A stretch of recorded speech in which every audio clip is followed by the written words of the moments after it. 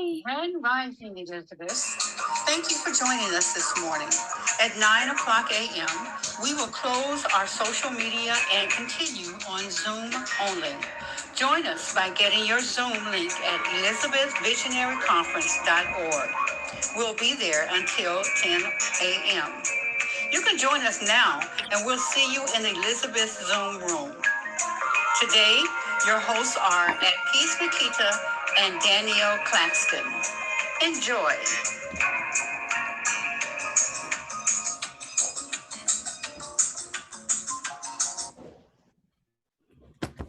Grand Rising, Elizabeth. Grand Rising. Grand Rising. Well. So we are here, and it is All Hallows Eve. It's more than just tricks and treats. I will say that much. And what we commonly know, or what we're doing, a lot of people don't realize it's starting to like early 1900s, and it was trick or treating. Actually, was something that was started as a way to keep unruly teenagers from. Okay, I'm just gonna be real. Keep unruly teenagers from fucking up shit. Right. That's when it started, because they would get unruly. They would just doing dumb stuff, the TPing of just messing up stuff, just being unruly. And it was one particular woman in the Midwest, I can't remember her name, but she's the one that started, the gatherings with the bobbing for apples and, giving out candy and having the kids dress. It was giving them something to do, because it's at the end of the harvest season. They didn't work their behinds off going to school and clearing the farms and everything like that. And they were just doing too much.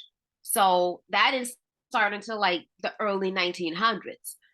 But during this time, there is a season I think it's called Shamain, which is a pagan holiday. It celebrates the end of the harvest season. But the real reason, implications of everything, is that right now the veil is thin. The veil is thin. And you're looking at me like, what are you talking about? The veil between this world and the next. It thins out right around this particular time. And there are some people who believe that, like in Hispanic culture, tomorrow is the Day of the Dead. So tomorrow is when a lot of people of Latin culture, they go to the cemeteries, they clean off the cemeteries, they go and bring the grills, they bring the food, they bring the music, and they create these altars, they spread marigolds all around, and they have a whole day celebration celebrating their ancestors, their whole lineage. They celebrate everybody, and it's like that's where you see people wearing the skull, having the skulls makeup with the flowers and the skirts and everything like that. It's called the Day of the Dead, and they celebrate their ancestors like unlike nobody believed. A good representation that gives you a good idea of what it is Disney has a movie called Coco. Mm-hmm. So if you have Disney Plus and look up Coco, it gives not only does it give a good representation into Latin culture, but it gives a good representation of ancestral vindication, period. Especially when they, in the ancestor realm, in the ancestor city, mm-hmm. people's livelihood is based upon their family remembering them. So when the family leaves out a candle, leaves out water, leaves out and mentions their name, it keeps that spirit alive. But when people stop feeding them, stop remembering them, stop calling them by name, they lose their life. I don't know, it's kind of weird to say it like that. Yeah, right. But they lose their life, and they can essentially disappear because nobody's remembering them. Mm-hmm. And it was like, wait a minute, if you look at African history and vitrification, it almost sounds like the same thing. Like, wait a minute. So it's but I love how they celebrate. I love it. And it's beautiful part of the culture. Actually, I have a candle I got this from the dollar store a year ago. Mm-hmm. And I just love it because it is good representation of what is it? What is it? Of ancestors, period. Like I look at skulls totally different now. Like in Yeah, society, they make it seem like it's all scary and everything like that. But the way this, I'm like, I get it. That's representing an ancestor or a lineage. So during this time, the veil is thin, and it's believed that on this day or the next couple of days, spirits are actually able to cross over. They're actually able to come over and visit. And so if you feel like if you feel the presence of an ancestor, they're probably there. If you feel, sometimes it can feel really heavy during this time. I kind of feel like you just probably just need to do some work. Like I said, leave out a candle or a tea light candle. To your tea light candle, it could be a white candle. Leave out some water. Leave out some black coffee. And just say thank you. I'm glad that you're here. It believe it's a time where they can come and visit over to this realm, that they miss being over here, that they miss their family, and they can come over and hang out for a hot second. So that's what's going on. So if you feel, it's not, for some people it's ooky spooky, but it's really not. It's just your people being around you. So that's what Halloween is really all about. That's the real implications of it. The end, of course, the end of harvest, beginning into the when we start getting darkness, a little bit longer. And yeah, actually, and I feel a whole lot better now being on the show talking to you guys, and it's like making me remind I need to do some things when I get get off the call. But are there any questions about this time of the year? Well, I'm looking on here on Google. So what's the real history of Halloween? The tradition originated with the ancient Celtic festival of Samhain. Samhain? Samhain, yeah. Okay. When people would light bonfires and wear costumes to ward off ghosts. In the 8th century, Pope Gregory III designated November 1st as a time to honor All Saints. Soon, All Saints Day incorporated some of the traditions of that name. Say that name again. What is it? Samhain. You know what? And I forgot about All Saints Day. And Yeah. I guess I forgot about All Saints Day because I don't necessarily honor the saints. So it's like, yeah, of course they Christianized it because, that's what they did. That's what they do. So think about it. They turned it to All Saints Day. It's really a day to honor the ancestors, but you turn it to the saints, which, if you really think about it, are just another group of ancestors that you're just not blood related to. Mm-hmm. So, Halloween has its roots in the ancient pre-Christian Celtic festival, which was celebrated on the night of October 31st. The Celts, who lived 2,000 years ago in the area that is now Ireland, the United Kingdom, and North France, believe that the dead return to Earth. Okay. I know I was talking to Sunzi yesterday, and she was saying the same thing about it being that the veil is very thin right now. Correct. And that, so you can, ask for what you want and blah, blah, blah, yeah. Well, let me say it like this. We're supposed to have a relationship with our ancestors, period. All the time.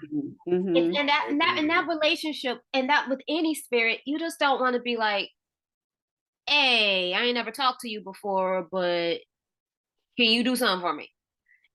You still have to, there's a process.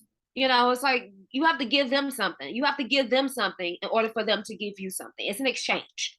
That's why, with any culture, usually the standard is you give them some water, give them some black coffee, light candlelight.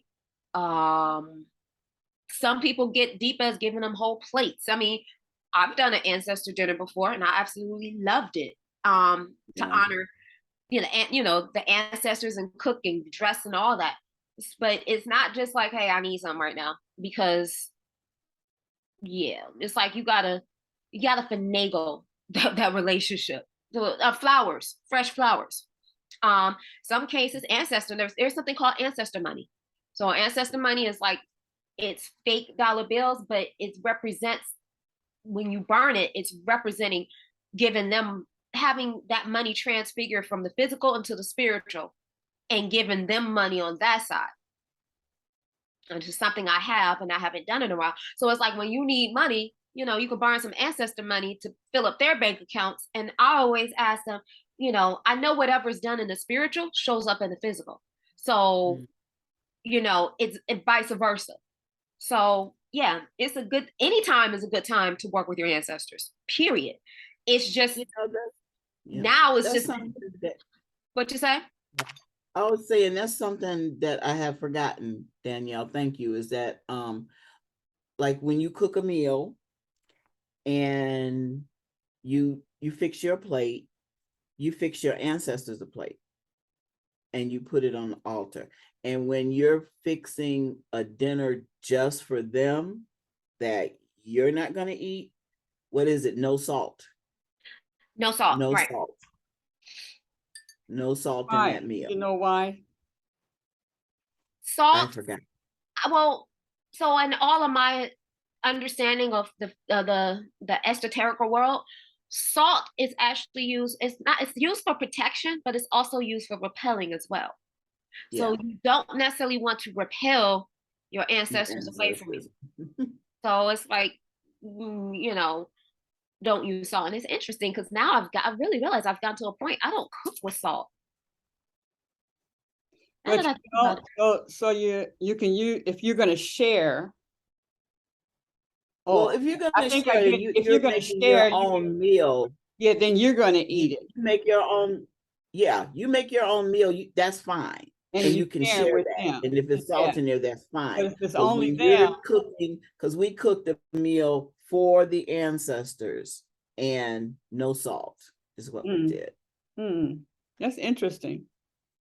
Because Yeah. you remember in that movie, there's a movie called Skeleton Key. And Yes. Oh my goodness. wasn't that salt that she put around? Yes. That was salt to When she keep put it on the her doorway, away. she couldn't walk. They couldn't walk in. Right. So, but if I'm sharing, then it's like, if I feed you, if I eat it, then you know that it's good, that it's okay. Right. You know, it won't kill you. But if I'm intentionally doing it, especially to protect myself, Yeah. then I have made them my enemy. Yeah. It's the exact same reason why you see in a lot of movies, and it's actually sometimes true, when you create a circle or you're doing some kind of work and you're creating a circle around yourself, they usually do a circle of protection using salt. Create a circle of salt. Hocus Pocus. that movie Hocus Pocus. And then also realize that Skeleton Key salt, was what you say? I said Skeleton Key was out. Have you seen Skeleton the Key? End of that, Danielle? You know, I don't think I have, but I wrote it down so I can watch it. Yeah. Yeah, that's a twist. It's a twist. It's one of those twists. Like, whoa. Whoa. So I'm gonna say, let me ask you a question. I'm gonna ask you guys a question. Have you ever, when's the last time you've been to the cemetery? Let me see. When we were doing the Shakti thing. I've had few people pass. I went then. That must have been maybe 2 years ago. Was that when Connie passed? About a couple of years ago? Yeah, last time I went was when Aunt Edie passed, and that was in 2019. Yeah. Okay, so I know it's been at least a year. It's been a year for me. And I know my ancestors are around me all the time, but there is something different about actually going to the cemetery and cleaning off their grave and giving them some fresh flowers, maybe dropping, a few coins here and there, and really just talk. Like, even before I got into this, my mother would go to, my family is over at Woodlawn off of Woodward. And so she would go, and I know she would go and talk to her dad there. And, my mom would also pray to her father. And this is all before I got into spirituality, and be like, okay, that's different, but if it makes you feel better, I'm like, okay, I have nothing against it.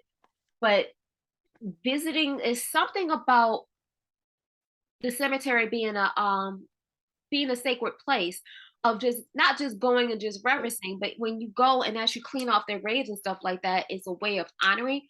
It's another way of think of it as like almost like cleaning off the altar and just talking to them and spending time. You can do that any time of the year.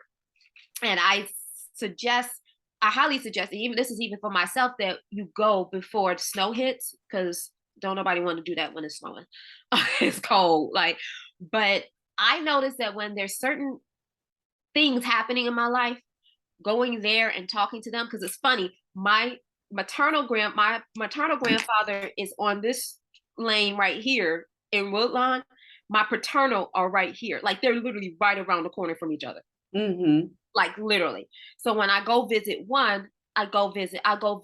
It's my grandmother, my grandfather, I'll go visit all three of them. I talk to them. I'll be like, hey, I'm sorry I ain't been here for a while. I know you guys are in my house. I know you guys are around me, but it's just something about being here.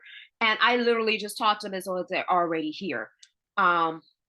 Be like, things are a little interesting right now. Can you intervene? Can you just help out a little bit? Can you clear some paths? Can you, make some sense of it all? And I swear to God, it works, because there's a theory that I have a thing when people say rest in peace. There's a TikTok where the guy shows up in heaven. It's like, well, hey, he's like, hey, I made it to heaven. It was like, yeah, okay, yeah. So are you ready? Are you ready to get to work? He was like, what? I thought I was resting. They was like, no, you got a 12:30, you got ancestor orientation, and blah blah blah blah. And it's like, I don't know about you, but I know when my mom passed away, I felt her spirit heavily. There was a reoccurring dream that just kept happening. A few weeks after we did the memorial service and everything, she was still around me. Her spirit was still around me. And I let somebody religious come in and disrupt that communication that was going on. Yeah. However, I was able to regain that by, honoring her. But I want to know, because we all have lost somebody, close to us. Do you remember a time where you still felt the spirit around you? Oh, now. Yeah. Okay. All the time. When my dad died, it was Sheena and Richard's dad, and was living with us. So when he died, that evening we went into his room and we lit a red candle, and my dad had a walking stick, so you know how you hear the thump of the walking stick? We heard the thump of the walking stick in the dining room, and all three of us looked at each other and said, do you hear that? I mean, it was clear as day. I said, oh, he's come back home. I stayed in an apartment on Lafayette, and I swear I came out of my apartment one day and there was nothing but Newport Light cigarette wrappers all around the bushes. Oh. And both my parents were heavy smokers, and their brand of choice was Newport Lights. I've had experiences where there's a particular perfume that my mom used to wear, and I couldn't stand it. It was just one of those, how some people have scents that's perfect, and sometimes like I don't like that. Her scent, that scent of that perfume would just show up out of nowhere. And I even had one time when I had a condo, I had a spirit room, and I was just in my spirit room, in my zone. It's been a long time since I've been in anything like that. And it was Pandora was playing. Pandora went from playing I Will Always Love You, which is a jazz version of I Will Always Love You. and then it would start skipping to it went from like from jazz to contemporary Christian music to downright old school Mahalia Jackson old school gospel. And I'm sitting here like, and it made me realize, I was like, oh, those are my ancestors. The first one was my mom, because that was one of the songs that would play on smooth jazz all the time. So my mom was a smooth jazz listener. That's all we listened to in the car. So I'm like, oh, she's giving me a message here. Then it was another one, and then for the old school, my grandparents have like 10, 15 years difference between them. So my father's side of the family is very, very like 1910, like 1910. And then my other grandparents were born 1926 and 1928. Okay, no, that's like a 20-year difference. No, 10-year difference, 20-year difference. So when you got two different, so when I start hearing Mahalia Jackson, I'm like, who is that? Oh, those are my grandparents. Because that's really, really, really, really, really old.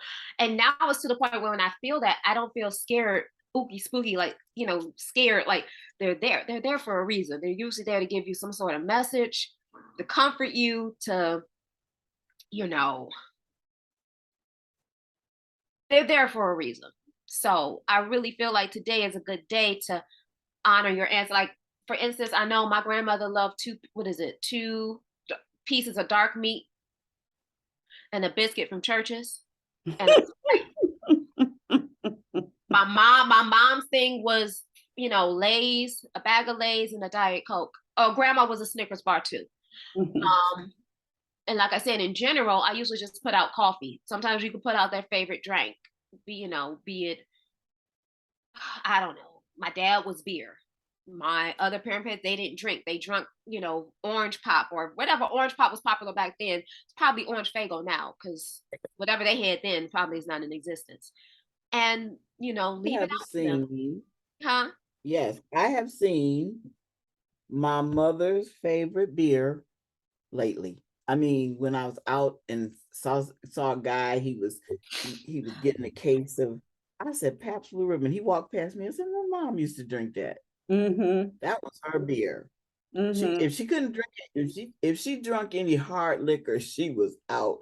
I remember she was going to her dad's funeral, so she was really plastered, and she was drinking some hard liquor, and she just passed out, and she fell forward and hit the side of the coffee table, and it looked like somebody, because my mom was light skinned, it looked like somebody had beat her. I was like, okay, yeah, she Pabst Blue Ribbon, and I would find bottles all over the place. And my mom had this really disgusting habit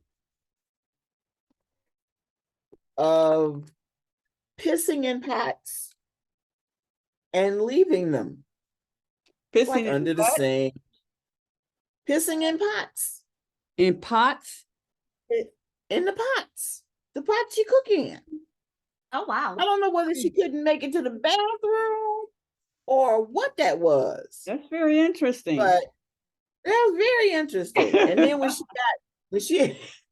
when she had dementia, I guess she went back to living down south, and she would wash the dishes and throw the water down the basement stairs as if she were throwing it outside. Oh, that's yeah. Mom was interesting. I was just going to say, Mom was pretty interesting. And she would play her gospel music really loud, and when she wake me up, and I would go down there and see, she didn't know the technology of unplug the speakers or turn the speaker so that it was going on a speaker that wasn't plugged in. So she kept trying to turn the music up, and it wouldn't go up any louder. So, and there's still the hatchet prints in which is now my room at the family house. Yeah, where she was mad at Dad because they had two separate bedrooms, and he locked her out of his because he was trying to sleep, and she took a hatchet. See, this is what people do on other cultures do on this particular day. They get around, they talk about their ancestors, their loved ones, their deceased. Like I said, I hosted an ancestor dinner once, and I would love to get with the Elizabeths and do one somewhere between, I don't know, now I know Thanksgiving is coming up, but somewhere between now and before the end of the year, because it's a joyous occasion. You know what I'm saying? You get everybody's favorite music together, let that play on the playlist, and then set up a communal ancestor altar with their pictures and the stuff that they like, and invite them to. I did this before. I invited my ancestors to sit at the table with me and share a meal, and it was not spooky. It felt great. Like, you got, and especially I also encourage everybody on here for Christmas. I know Christmas is coming up. This is a consider getting something this year for people that they can actually use. And I'm going to say the Ancestry DNA kit.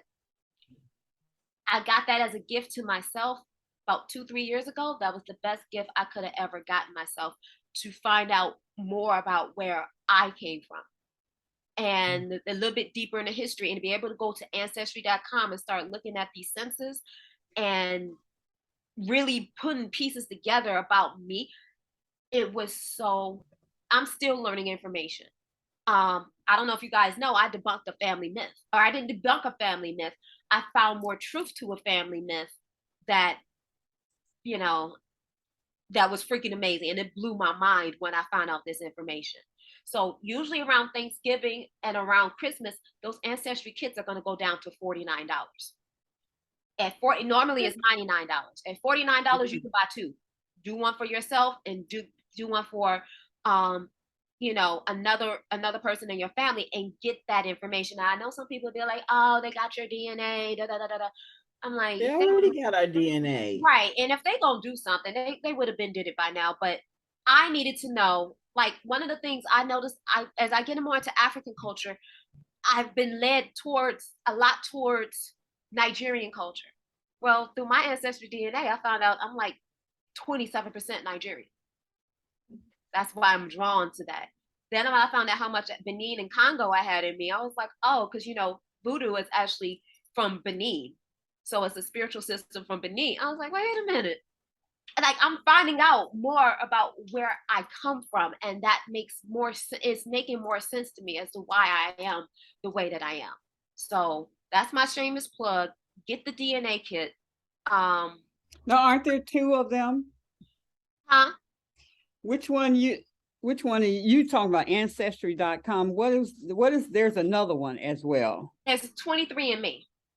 Mm-hmm. Well, there's a lot more out there. There's one that's Black owned called AfricanAncestry.com.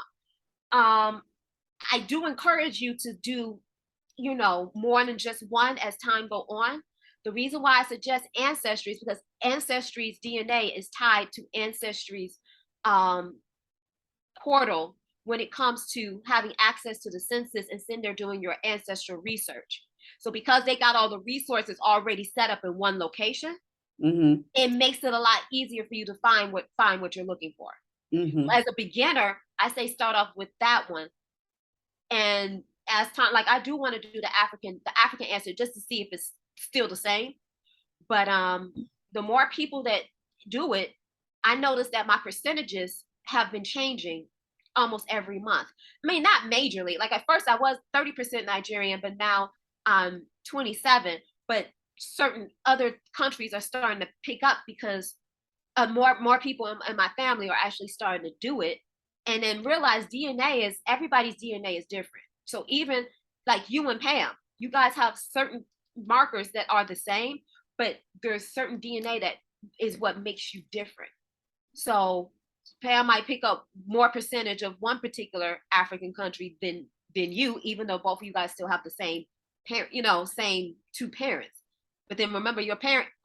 Okay, you know what I'm trying to say. You know what I'm trying to say.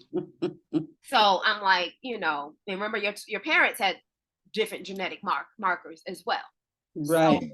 So, yeah, I definitely encourage that you get them the DNA kit. Something they can use. They probably be like, what?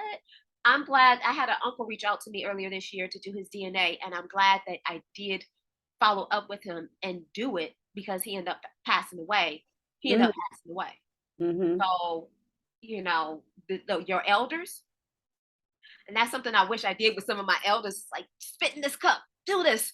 Because now you have a marker, but okay, that's okay.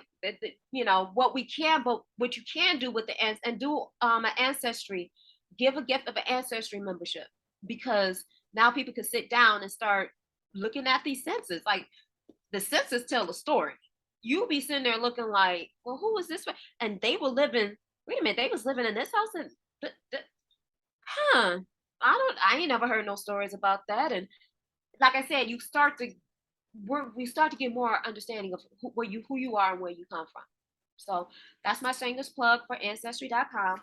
I just say it's an easier way of getting started. Mm-hmm. But yeah, these ancestors, yeah, I'm feeling better talking about them. So I know I need. So what is your the take, because Halloween has such a bad name, bad as far as how much evil is done during that time. That's probably, I would imagine, why the church, I don't know about other religions, but I know Christianity, they stay away from Halloween, even though they still have Halloween parties for the kids. They still do all that, but the teaching is more about the evil part of Halloween, and definitely not about the cultural history behind what it really means.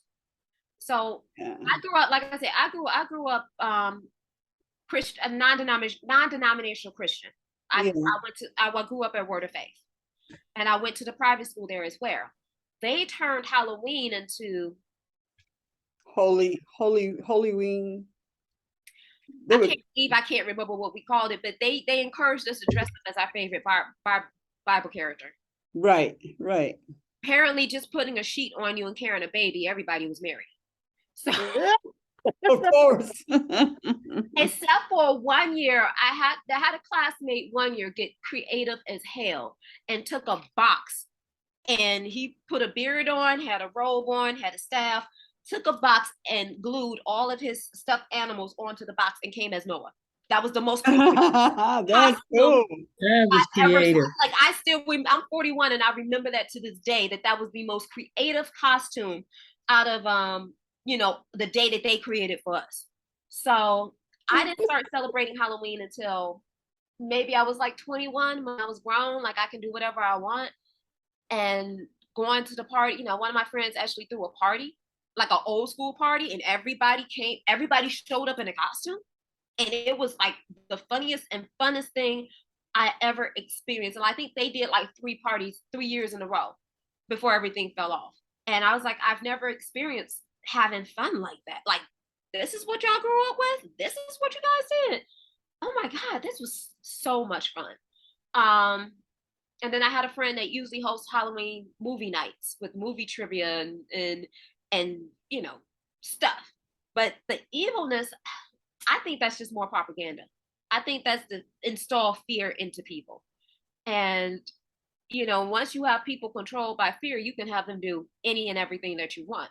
And I love this season. I started watching scary movies, October 1st.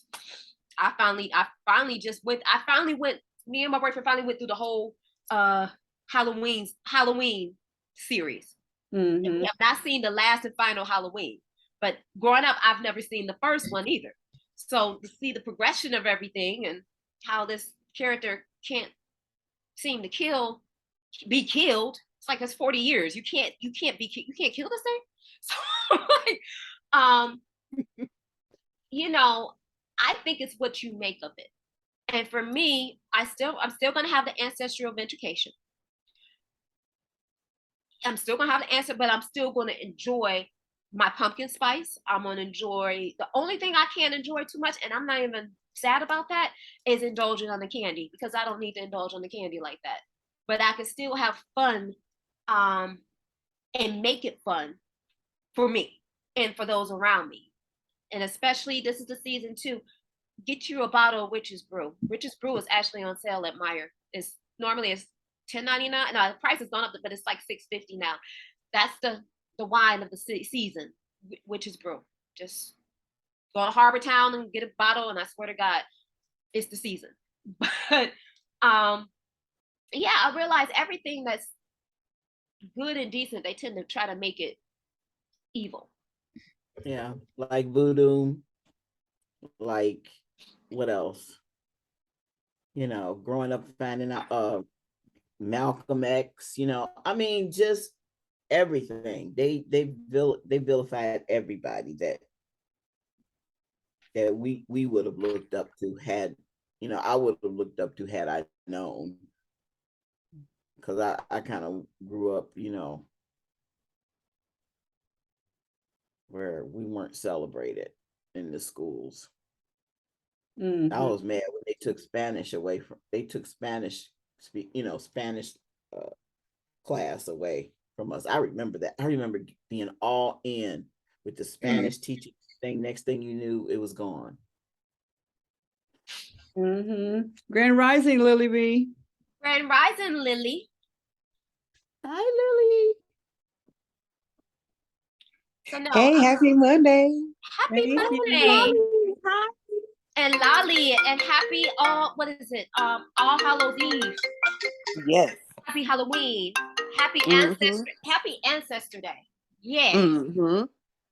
So I'm like, this is coming to me. I think the assignment for today is not only to enjoy and make the day of it, but do something for your ancestors today. Give them some flowers.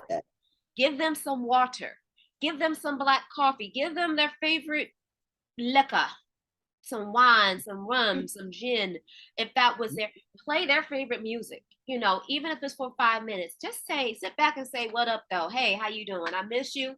I love you. I know you here with me in spirit, and you know, you can work some stuff out for me. I appreciate that. You know, help the angels out, okay? Just you know, like yeah. Star. Just want to ask Mama Evelyn, are you burning something like incense? Yes. We got some non-chopper from Amazon, big old box, and it is so fresh and smells so good. Yeah. I just had to make sure because I see all the white smoke. Smoke, And you know, because we talking about spirits and stuff. like she want to make sure it was smoke and not somebody else. not your auntie or Mama Evelyn, somebody's trying to talk to you. They're right there. So I wanna have some fun with this. I really do. I know I have a story, but I want to see if you have any stories. Have you ever encountered an ancestor, like maybe before you even got into spirituality or anything like that? But do you have any? I don't want to call them ghost stories. I'm gonna call them ancestor stories. Do we have any ancestor stories of ancestors showing up, presenting themselves to you, probably at a time when you didn't realize what the heck was going on, but they showed up and maybe said hi, and you know. Yes. Ooh, do share. I can't get on camera because I'm not all together. So I'll try to make it as brief as possible. So I have a really big family, and I don't know why, but me, my sisters and stuff, we always see stuff. Always. And it comes to us all the time. But this time my aunt passed away, and she had 9 kids, and we were all living in the same house and stuff like that. And she wasn't living in that house. We were living with my uncle. But when she passed away and everything, it was I think the exact same day. We're all in the bed. The girls had one really big room, and I think we had maybe 5 or 6 like super big beds. We all shared. But we seen my aunt. It was me, my sister Amber, my cousin Yasmin, my cousin Halima, like several different family members. But she was sitting on a pile of the laundry bags, the striped laundry bags. Mm-hmm. Mm-hmm. We had them stacked up, and she was sitting there smiling at us. And we knew it was her because at first I closed my every time I see somebody, I have to close my eyes to open them again to see if they're still there. And they're usually still there. She was still there. She had on her fisherman's hat. She was a fisherman. She used to love going fishing and stuff like that. And she was just staring at us, smiling. Wow. Sitting, staring at us, smiling. Wow. And we kind of freaked out. I just like, all right, put our heads under the cover and we went back to sleep. And that was for that. How old were you? I had to be at least 19. Okay. And you said, Yeah. you said that this happened, you said this happened like right after she passed? Uh-huh. So from what I've learned is that usually in African spirituality, they believe that it takes a spirit 40 days for the spirit to actually pass on. And that when they pass to the spiritual realm, they kind of just hang around. They hang around, you know. It's a new experience for them, just like it is for us. So a lot of times to give us some peace of calm that everything is all right, they either show up in a dream or they just show up. And if she showed up smiling, she was letting you know, hey, I'm good. I'm okay. I'm good. Yeah, we all pretty much took it for that. But it was just creepy. Also, our dog. Like when I say we see everything, I mean everything. So this one I was like, I'll say 13, 14. Nope, I had to be 12 or I was about 12. We had a dog named Brownie. She had puppies. She wound up getting sick after having her babies. So maybe a couple of months later, she wound up getting sick. And she died. And we buried her. Like, we take it real far when it comes to everything. Like, because that's our family member. She died. We buried her. Long story short, she was running through the house like regular. So, yeah. That. Then the other occasions lately, like when my mom just passed away, it hit me kind of hard. The way she comes to me is in a different version of what we have under, like, our understanding of like red birds, the spirituality behind cardinals, and seeing animals, certain animals, deers and stuff like that. I think that's how she it has been coming to me, because I literally asked her, like, Ma, don't come to me. I'm not ready for that because I still got too much going on with the granny, which is her mother and stuff like that. So I said, look, don't show up to me like how I always see, because she knows, because we will always tell her what's going on. So I basically told her, look, girl, don't pull up on me like that, because you know I'm unstable as ever. Do not whip up on me. I need a few months, possibly a year. And that's pretty much how it's been. Yeah. Because like me, even if I don't see it, I feel things. I feel it, and not like something on my skin. It's something on the inside of my body, like my intuition, my gut feeling, like my nervous system. That'll be how I would feel. Like I can feel. And in my dreams, we wind up having a party or something like that. Because sometimes you don't necessarily see a face. You just know the image. The image is there, and it is like to the T of who you know. So I've had that as well. But yeah, it's been a cool. I mean, it has never been to the point where I'm scared, like scared as hell. You know what I'm saying? Like I've never felt that, like super scared. I've never felt that. Even with dealing with people who's had like possessions and demons and stuff on them, I have yet to feel like extremely scared. If anything, I feel like fight or flight, like, oh, I gotta battle them because they think I'm scared. Like that's mental. That is literally how it's set up. Yeah. So yeah, that's my little experiences, girl. I done seen a few things. Yes, ma'am. How about this? I met my grandfather, and my grandfather passed away 5 years before I was born. Okay. So I'm about 7. It was about maybe 88, 89. I'm in my grandmother's room because my mom moved me and my brother back into my her childhood home when after she divorced my father. And I'm in my grandmother's room, and I see this guy. I thought it was my Uncle Howard. So my Uncle Howard used to live across the street from us. So I'm in the room, her room, watching TV, and I see this guy come to the door. I thought it was my Uncle Howard. He had on a plaid shirt, overalls, work boots. He just smiled and waved and then kind of like disappeared into the blackness.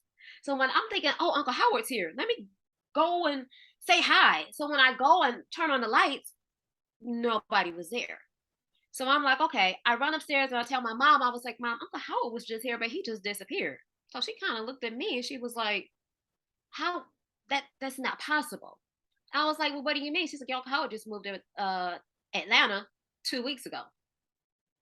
But I'm serious. I'm like, Mom, I just saw him. He smiled, he waved, and then he just disappeared. And so I kept telling her this, and I kept telling my mom this for years and years and years and years. And she, before she passed, she finally told me that she kind of believed me. And she was like, well, you have to show me, what did he look like? So I showed her a picture, and in the picture was what I thought was my Uncle Howard and my cousin Kenya and my grandmother. My Uncle Howard is the spitting image of my grandfather, unbeknownst to me. So when my mom looked at it, she's like, that's not Uncle Howard. That's your grandfather. I was like, well, that, and then when I kept telling her what he had on, my grandfather worked at the warehouse, worked at the Sears Roebuck warehouse, and he worked 2 jobs. He worked at another warehouse. So that's why he would always have on flannel, jeans, or flannel overalls and work boots. Realize I never met the man in my life. I never seen a picture of him. He doesn't have any pictures of him in work clothes. So my mom, after years, she finally believed me because she said the story never changed. And she was like, you must have, he must have came by, just say hi. Like, hey, I'm here. I'm cool. I'm good. But it was just weird over years. Like, wait a minute. Yeah, my grandfather showed up just to say hi.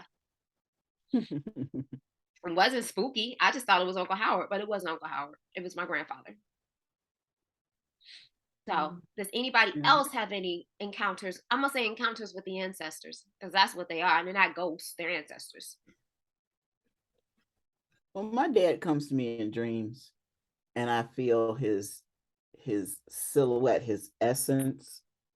And my mother comes to me in dreams, and she's very quiet, but I feel her.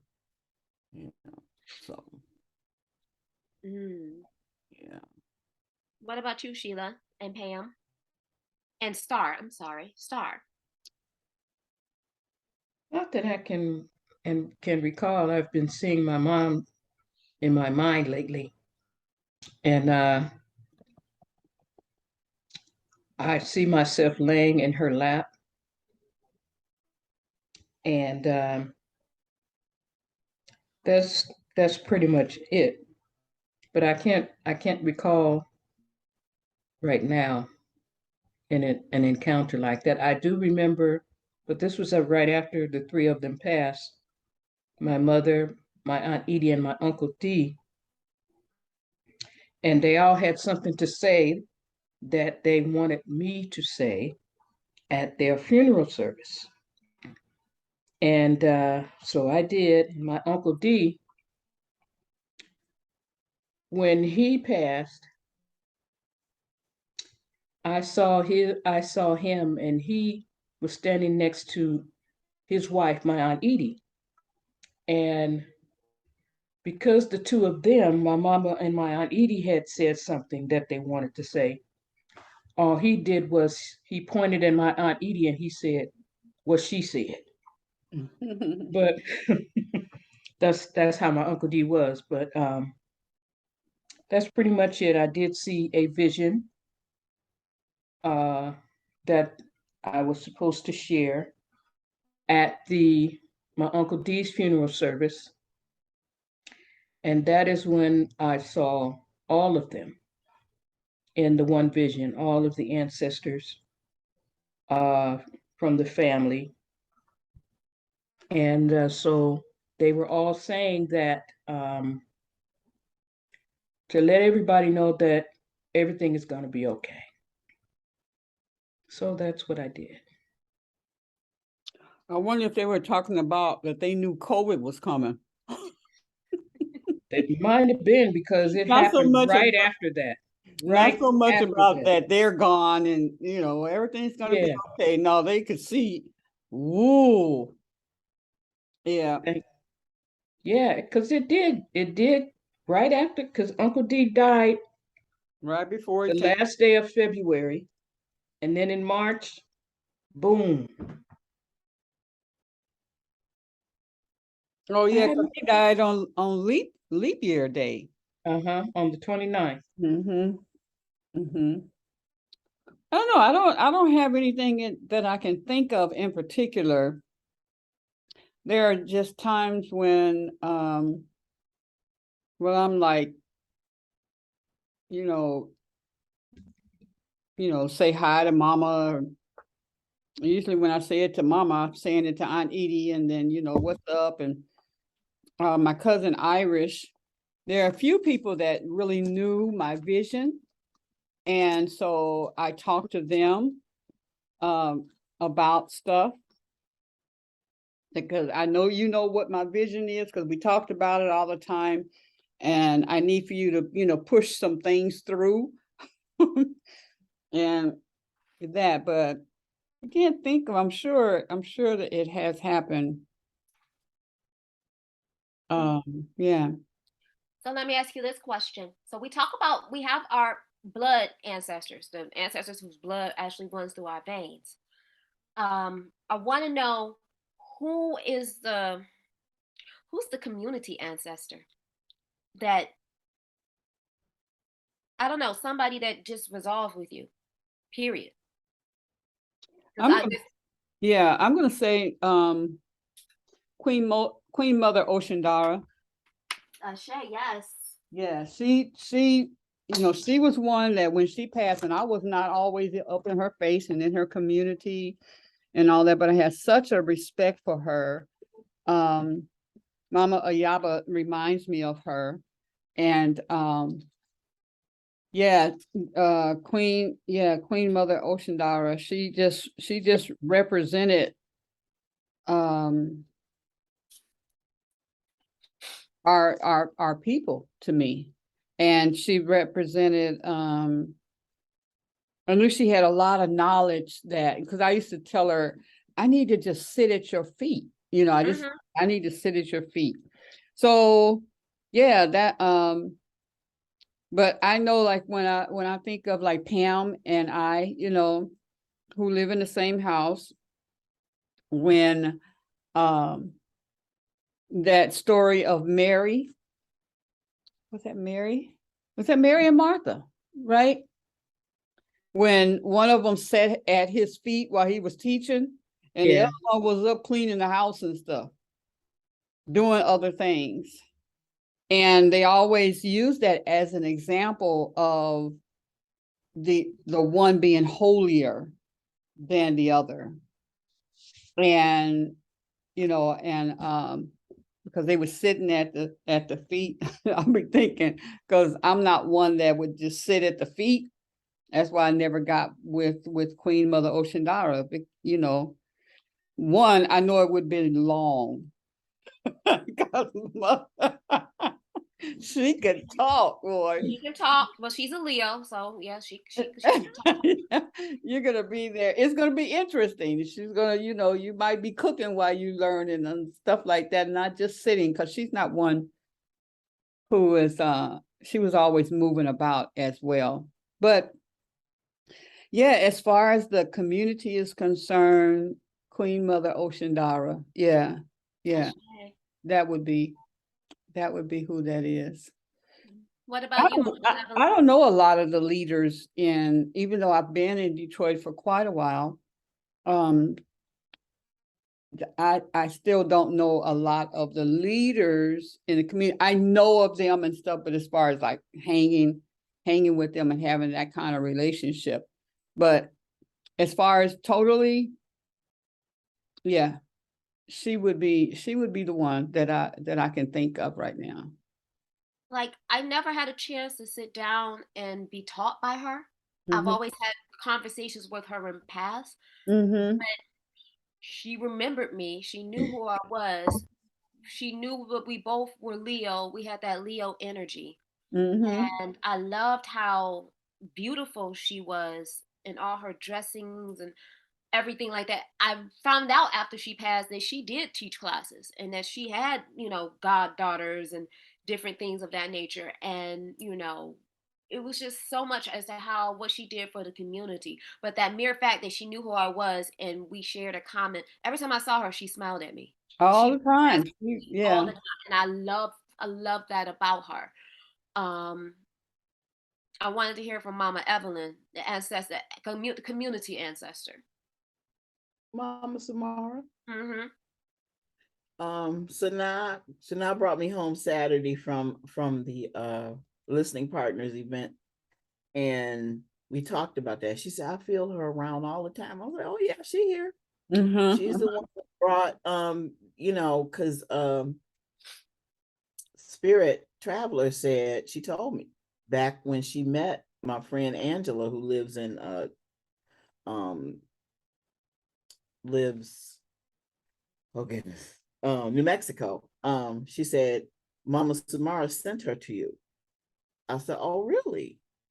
She said, not to take her place, but as, a continuance of learning of different art techniques and everything, because Angela's pretty successful with her art, which I believe Mama Samara would have been too. I mean, she was. I mean, I gave a lot of her stuff to the African Museum, Oh, nice. music that last thing was like music, a lot of her art, some of her artwork that I came across, and I just, yeah, Mama Samara, I have her picture right here, right above my, yeah. I always say, okay, send me an idea. I need, because when I needed to write something, I would call her and say, give me some words, give me a starting point. And once she did that, then I could just go with it. And so I called Nawili. Well, I texted her yesterday because I need to get my bio to Juanita and what I'm calling the banner class. I said, I don't know what to call it. I have no clue. I'm blank. So she's supposed to call me today, and we're supposed to meditate to come up with a name. Because it's just going to be just a fabric banner. They can paste the sayings to it, and I may print out some images of some strong women, maybe known and unknown, so yeah. Awesome. Mama Samara. Mara. And Rising Lolly. Lolly was gonna be next. That's the next person I was gonna call. It'd be like, did you want to share a community ancestor? Yeah, well, I suppose right now there's not one particular person that comes to mind as far as being a community ancestor, but oftentimes I find that if I'm preparing for something musical, usually a show, whatever, and I have to sing a certain type of feeling or genre or a song, then a lot of times when I meditate, I'll give honor and reverence to that artist. And it helps. In the past, I had to perform an Aretha Franklin song, and I was like, I don't know how I'm gonna do this, but I'm gonna give honor to her when I chant in the morning, and it ended up going off really well. But I did want to share a story from the previous question about my experience of seeing ancestors. I'm a dreamer in general, so I see things. My visions come through dreams typically. But when I was younger, I had a dream that I was in my mom's kitchen, and my grandmother, who had passed, she passed when I was 2. She stood in the doorway of the kitchen. I still remember it vividly, so I'm like imagining it in my head. So she stood in the doorway, right, is like right, I don't know if you call it a foyer or whatever, but it was like a little area between the kitchen and the actual door outside. And she was standing right there and she was talking to me and she was like, well, tell your mom I said hi. She was just like, it was a quick conversation. And mind you, she passed when I was 2, so I didn't remember what her voice sounded like. I did have a picture, but it wasn't, that's not the full body, so I didn't really see all of that. But in that dream I did. And it was really cool because I told my mom about it. And I think it was comforting to her, one, that she realized that her daughter was able to make that connection, because she does believe in that, she just doesn't talk about it. And then I think too, it was comforting to know that I was protected by my grandmother, and that she still was checking in on me and making sure everybody was good. And so that was a really powerful experience in my life and in my childhood. So yeah. Awesome. Star. I just remembered something from the previous question. When I was about 5, you know how when you go to church and they open up the doors to the church and you're supposed to go up there and talk to the pastor or whatever. I was in church, I was about 5, and they opened the doors to the church. And I saw this woman, she was dark skinned, and she had on all white and she was glowing. So I'm walking towards her. And so I don't remember what happened, if I ever got to her or what, but I do remember seeing her, and I would always ask God, who was this woman? So God didn't tell me till maybe a couple years ago that she was my grandmother, who passed about 2 weeks before I was born. And so God would never tell me anything else but that. And then God said to me that everything will be revealed in time. Well, anyway, God showed me that my grandmother, Tyrell and I are 15 minutes apart. And God told me that my grandmother came in the womb with me after Tyrell left, and she was ministering to me because I did not want to be here. I did not want to come. My reason for coming was gone. And so I felt like I'm stuck in humanity, in this. And so that is the encounter that I remember, that she was my grandmother. Yeah. Wow. How do you know, this was a general question, how do you know when it is the Holy Spirit? And how do you know when it's your ancestors helping you or telling you something? That's a very good question. Oh, go ahead. In my mind, I feel like God uses anything and everything to speak to us. And so I don't think there's really that much of a difference, if there is any at all, depending on where we are at the time and God needs to get a message to us. God will use whatever is needed or whichever would make the most impact at the time, especially if we're getting ready to walk in the street to get hit by a car, for instance, metaphorically. That's my opinion. I think it has, for me, it's the relationship, because I developed that relationship with my ancestors and they kind of have shown themselves to me. And because I have other relationships, because I don't know if you know, I'm initiated into leukemia, and I do honor the Orishas, so I know between the relationships that I have with them, I kind of know who's who when they show up. And that's just me. So it's, if you don't kind of have that relationship, like I know you have more of a relationship with the Holy Spirit than you do your ancestors. But as you develop that relationship, you start to know, you start to be able to tell, because whatever spirit you're dealing with, it reveals itself to you. It shows up, it shows you, if that makes any sense. It's like, because I even had the encounter of spirits showing up in human form. So that has happened. And some people call them angels. Some people will call them, people have different names for everything. We're not going to get technical with it. Whoever showed up for you in that moment because they needed to show up. They give you a message.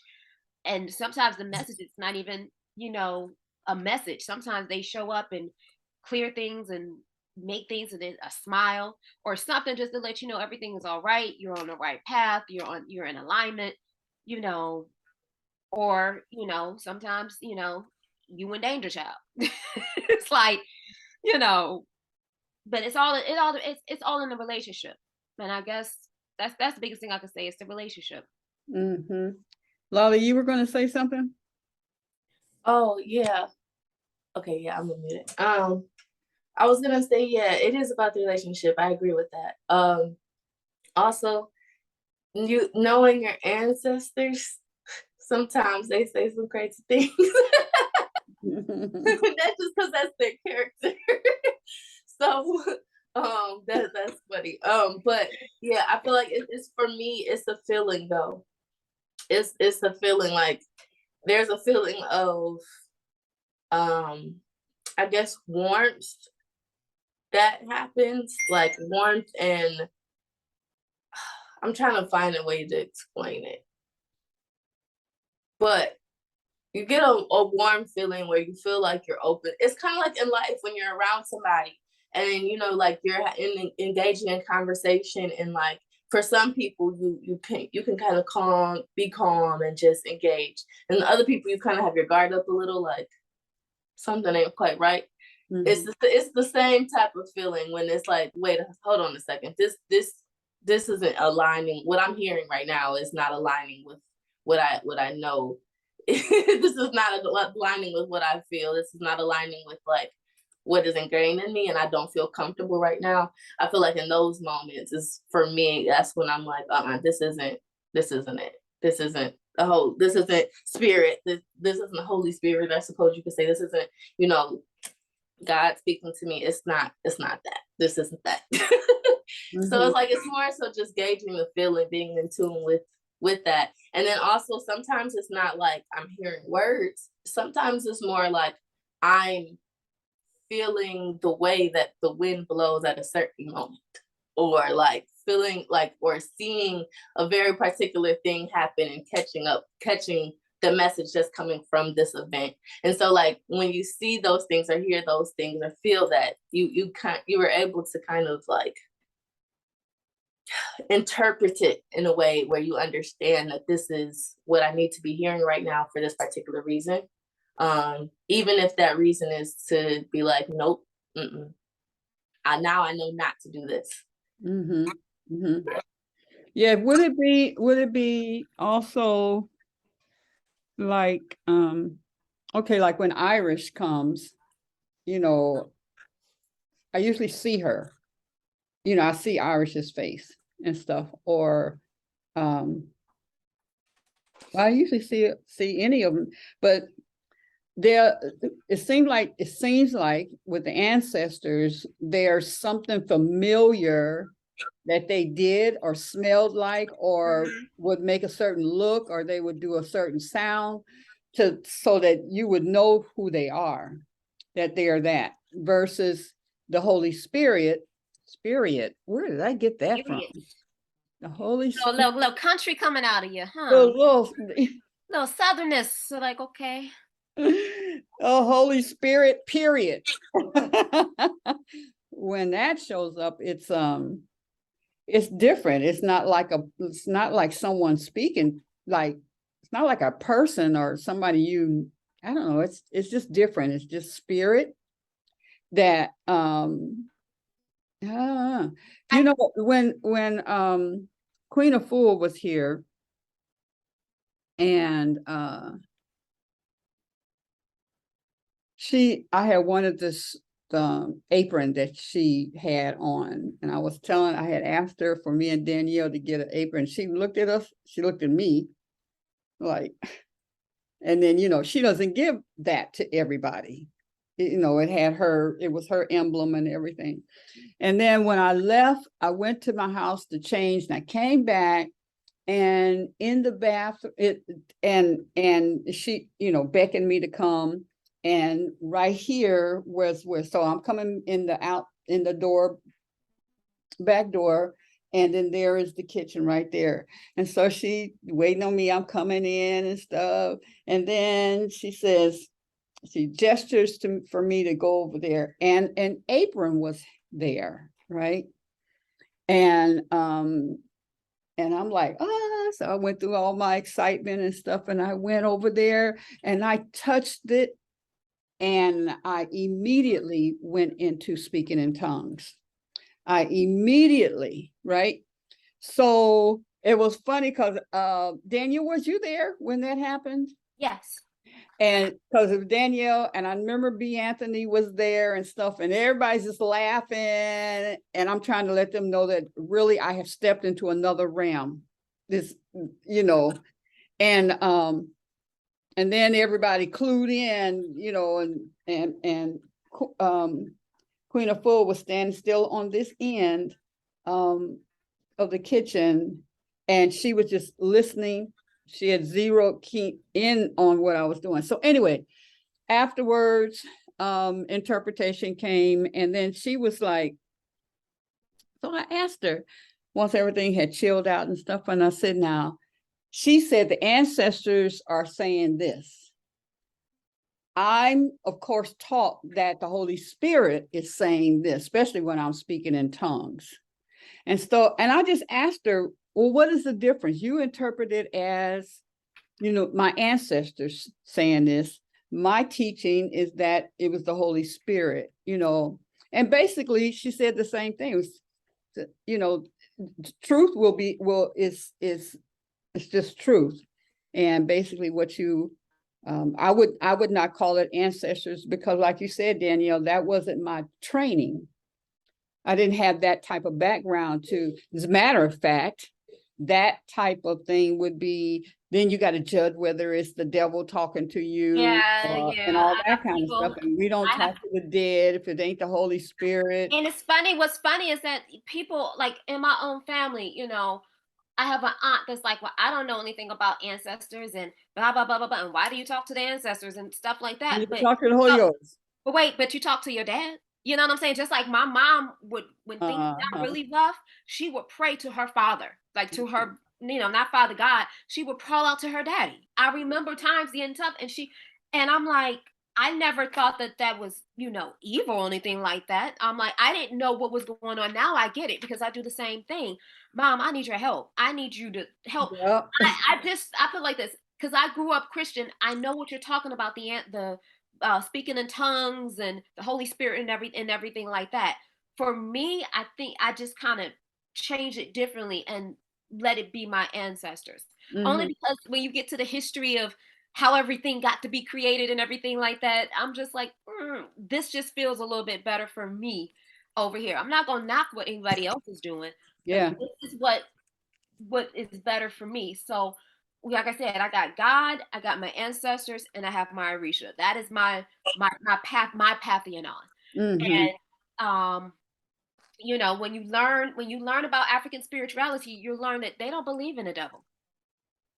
They don't believe in one person making your life hard and all this other stuff. And they believe in goodness. They believe in morality. They believe in karma, but there is no devil. So when you take the devil out of the situation, you know what I'm saying? You're left with how are you choosing to live your life in the character of what you want to be? So when I learned that, that changed my perception of stuff. So that's probably one of the reasons why you never, the devil made me do it. No, you decided you wanted to do it. You wanted to do that. The devil. So yeah, that's a whole nother conversation. Right there. But like I said, just learning how the religions actually came about. Remember how I said earlier when we talked about Halloween and how, where did the evilness come from? Where did the fear come from? Because if you got people afraid, you have a better control over them. People walking around unafraid, there's nothing for you to control. So yeah, I like that aspect of it. And like I said, everybody said you'll know by the smell. Something would smell familiar, something would feel familiar. Like I said, my ancestors showed up in music.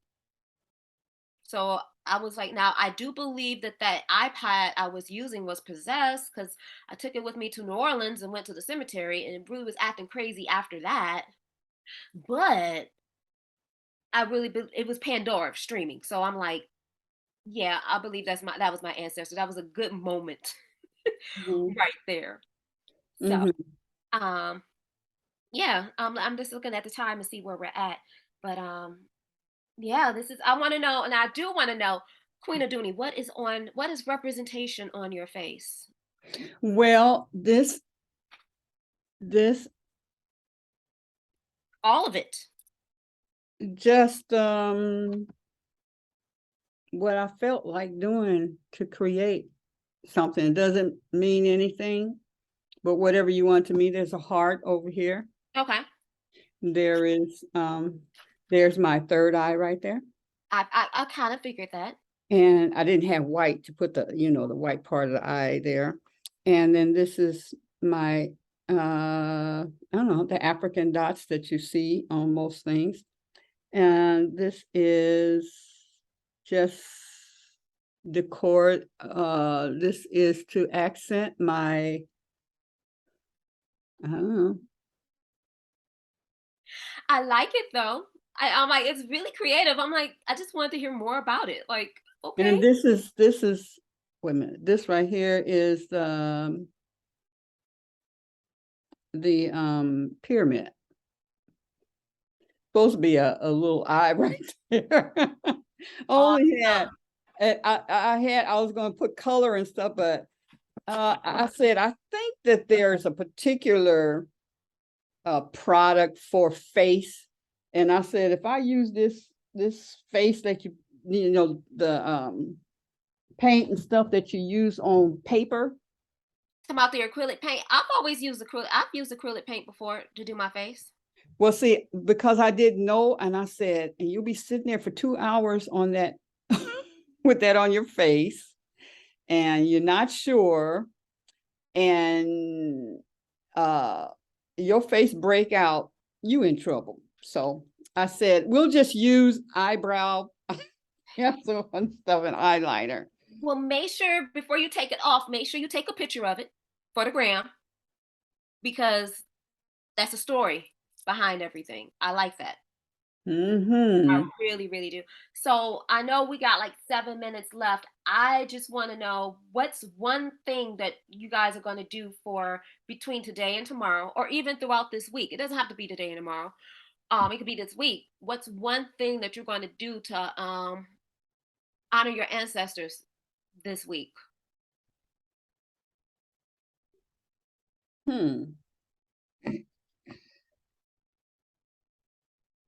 Mama Evelyn, you're unmuted. Unmute yourself. I see your lips just going. I know they're going. They're going. I haven't eaten breakfast yet. Because I don't usually eat until afterwards. So I'm gonna make some oatmeal, and I'm gonna give my mama some oatmeal. Oh, She loved oatmeal. Oh my gosh, she loved oatmeal. She have a big old bowl of soupy, I mean real soupy oatmeal. She liked to drink it. Hey, go Sheena. Hey, Sheena. Sheena Beta. Hello. Bye-bye. Why she got my phone?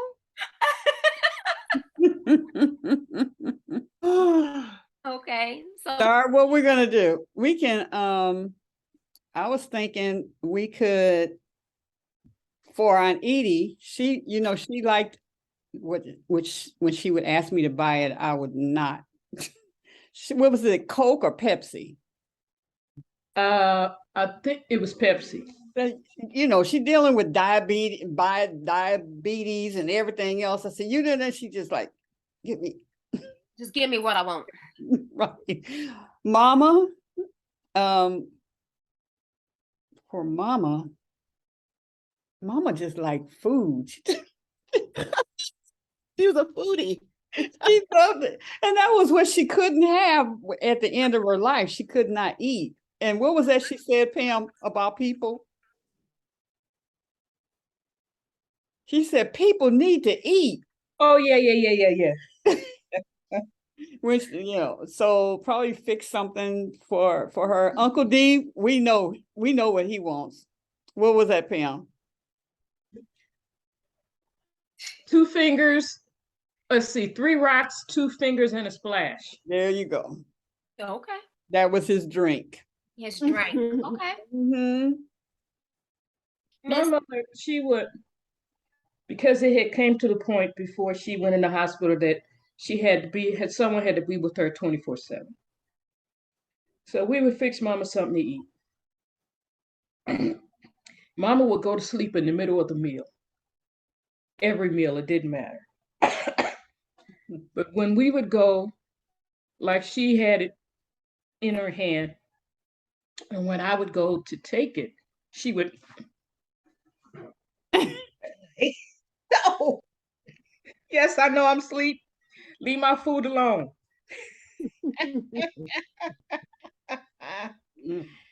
Yeah. Miss She Lolly. was eating good too. And play some church music. Yes. Especially for Mama. I was gonna say, Miss Lolly, what's one thing you're gonna do for your ancestors this week? I guess I'll make sure that I lift them up when I meditate, because I don't always do that every day. So I need to make sure I do that because I have my little bell. So that's one thing I need to do. But this has me thinking, I need to find time, and it might not be this week, but I need to find time to go with my mom to the cemetery and visit my grandmother, because she hasn't done that in a while with her children. So, yeah. Mm-hmm. And Miss Lily B. Hey, beautiful people. So I was contemplating. I know the things that my mom likes. Oh Lord. So I'm going to smoke some weed. That's for sure. I do that for myself as well. Also the things that she likes, I do it all the time. Like go to the water. I'm going to go to the water. That's something that she like. We started doing that at a very young age. So going to the water, sitting there reflecting. Put something in the air for her. She like wine and stuff like that, but possibly some food. Take care of her mama for the most part. That's like the ultimate task that I've been doing in the first place. So those things, and just say her name. Sometimes we're so busy in the day, we don't get a chance to do that. We don't get a chance to speak their name, their whole name. And I'm gonna give you a little tip. If you get, I was taught a piece of brown paper bag. Mm-hmm. Write out. I usually have 2, one from my paternal side and one from my maternal side. Write out their names. Start with the most recent ones, your mom, and go to your grandmother, your aunts, your uncles. I will say we only vindicate the ones that had good intentions for us, because not everybody was good. Some people got. You don't want to do the axe murderer in the family. You don't necessarily want to do the one. Yeah, not everybody. So if you don't know, you need to sit down with the elder and ask them, talk to them, find out, who was good and then who wasn't, and stick to the ones who were good. But write out their names, and when you write out their names, you can call out their names. You want to know something funny? I feel like I feel like I've been here before already. I don't know if I told y'all that before or whatever, but girl, listen, I know all the ex-murderers. I know all the sex. Look, listen. Yeah, the good. You want to do the good people, not the ones if they harm a child, if they harm somebody, You do no, because some people have that energy, and it's like you don't want to bring that energy to you. So it's like just the good, the good ones. Right. Right. Just Yeah, if you pretty much. Pretty much my names is living in the loving.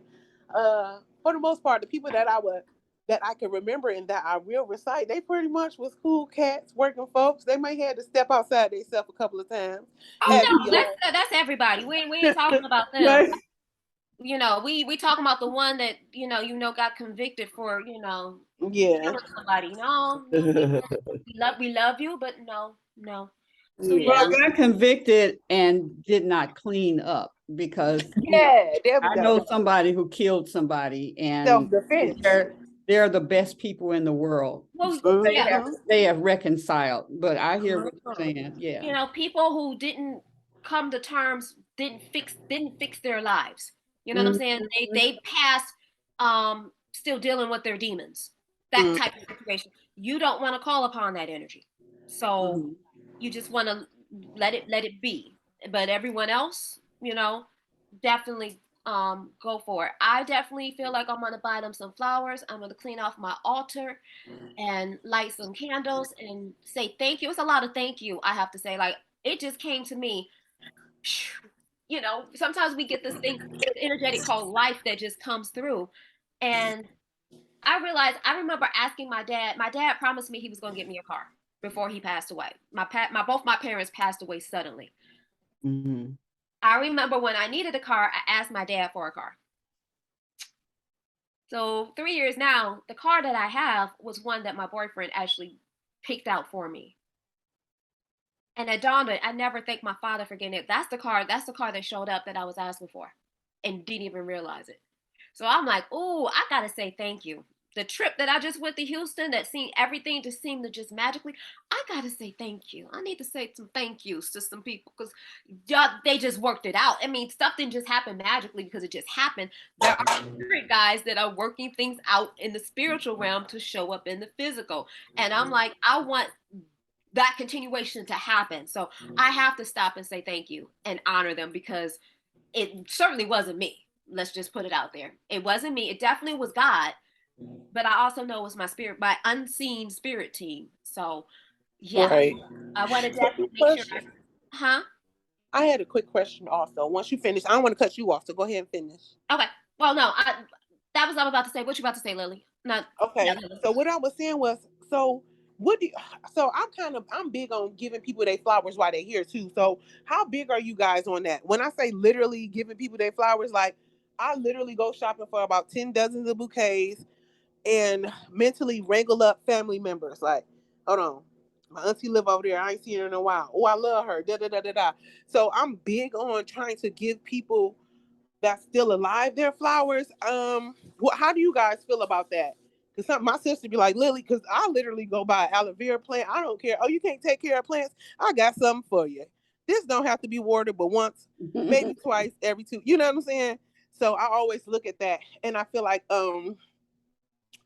that's something that I do. I try to, dang, I got to do some clenches. It's cool. I'll do 100 for today. You know, I like to get them out the way. Get them out the way, right?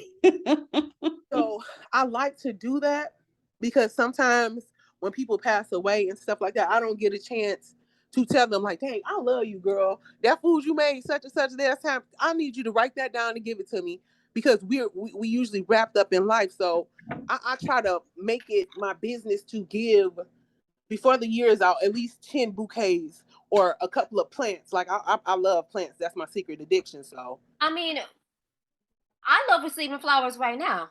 So I understand you. We're supposed to honor. Let's put it like this. We're supposed to honor our elders. We're supposed to honor our contemporaries. We're supposed to honor ourselves, and we're supposed to honor our ancestors. So let me actually try to put that in order. There's God, there's ancestors, there's you, there's family, there's elders, and then there's everybody else.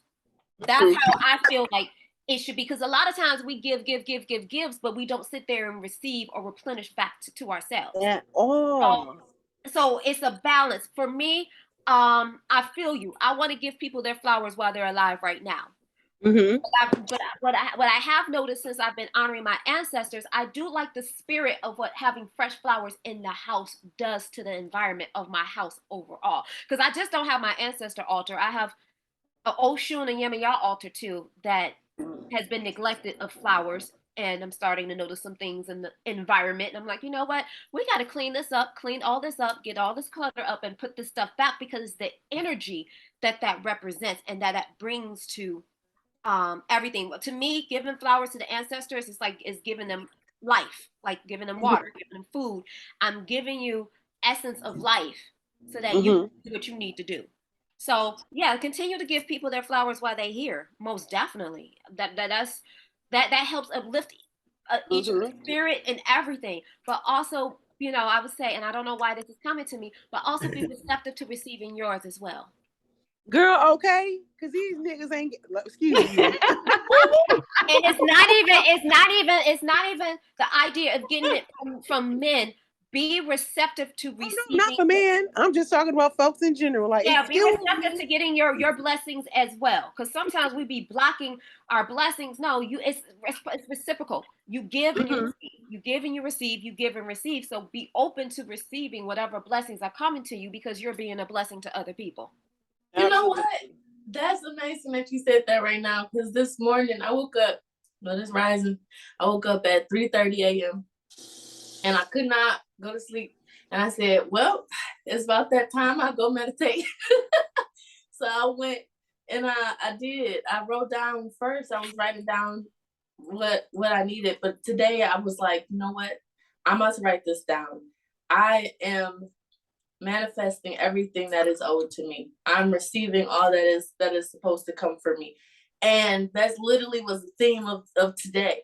So yes, that's why you had to say it, because it was just confirmation. That's all. Yeah, in answer to your question, Lily B, I'm more of a, like I might call you and just sing a song to you, and that's okay, bye. I just, my favorite song is I just called to say I love you. And random, not random in that it has to be somebody who has done something for me, or random in the sense that it's the family. It's just when it comes on my heart, then, you might get a call to, and that's what you might hear. Yeah, that's more what, or just to send a note to somebody. Now, when I get rich, then I'll just send the car and I'll, here's the deed to You know your what? It house wouldn't even. and stuff like that. When you call and sing to somebody, that vibrates and touches their soul. That's gonna be embedded. So what you are doing is you're actually leaving a lifelong memory with them. When you're long and gone, that is going to continue to play. Like, oh, Yeah. I remember when my TT used to call. I remember when my cuz used to call. She don't even know what I was going through that day, and she called singing about me because she didn't thought about me. So Right. all of those things, like that's just as good as giving flowers. You're giving yourself. You're giving something. You are. Right. Dang, what's the Yeah. word? There was a Let me go get the Christmas. card. There was a Christmas that Fame, when he was in the Air Force, he came home and for Christmas, and his gift was he wrote everybody poetry. Everybody had their own poem that he wrote to them. And that was like, that trumped everybody's gifts, period.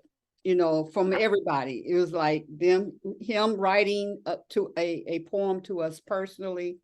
Number one, we didn't know he had the capability that he had. So that's also when he came back doing rap and everything else. So he was in that really mode of matter of fact, I saw it my poem. But anyway, yeah, it's just so many different ways. So I applaud you for doing that the flowers and stuff, and I applaud you that's part of who you are to do Oh, that. gratitude. Yeah, I acknowledge you in that. You Thank know, you. That's beautiful, Lily. And also, I say acknowledge. How can I say this? I love loving people for how they choose to be loved, because you have to understand that not everybody is a flower person. yeah, That, Yeah. you know, getting to know people and knowing what makes them smile, and then giving that makes them smile, to me, touches and endears, shows that you actually are attentive to who and what that person is. Mm-hmm. So, yeah. Because I would on Edie bringing her some flowers. I said, Chuck used to do. I said, you don't know her. Do you see ever any flowers around or plants around her? And then you would say, well, but she needs some plants. But if she's not putting them in there, there's, tap into what she loves. But Mm-hmm. flowers, though, still, it's, flowers don't stay long, and it's just a gesture of love. There's a sister in New Orleans, not in New Orleans, got New Orleans on my mind. That's to Lolly. Talked about New Orleans so much yesterday, but in New York, in Brooklyn, and she personally, unless her boyfriend ended up doing it, but she would personally make sure that she goes on that weekend and buys flowers and puts in her house. So I know what's important to her. Yes. Yeah, I know what's important. On Edie, it would be something different. So when you can tap into what, really turns people on, that is even more. And then when I call and sing that, and they said, "Girl, you just don't know how that makes me feel today, because I've been going through it." So, well, ladies, it is 10:12. It's been wonderful, and thanks for joining in. Absolutely. Well, ladies, I like to say my little slogan like I'm a guest on the show. Go It's on, been girl. real, ladies. It's a beautiful day to have a beautiful day. Let's do it. Let's do it. Let's do it. Yes, yes. Love, love, love, and hugs, you all. And I will have my little piece of what do I have? This is to Lily B. My peanut butter cookie. Mm-hmm. Yes, yes. So give yourself a big hug. Yes, hugs, everybody.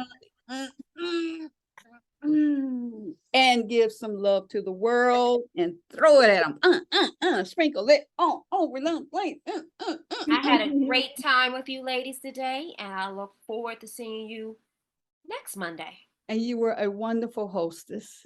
Yes. Absolutely. And now- Also, you guys, don't forget to smile. See, look, Lolly doing it already. That's what I'm talking about, baby. Smiling is free, y'all. I Tell know, somebody right? that. It makes you feel good too. And it also Awesome. boosts endorphins. Uh-huh. Yes.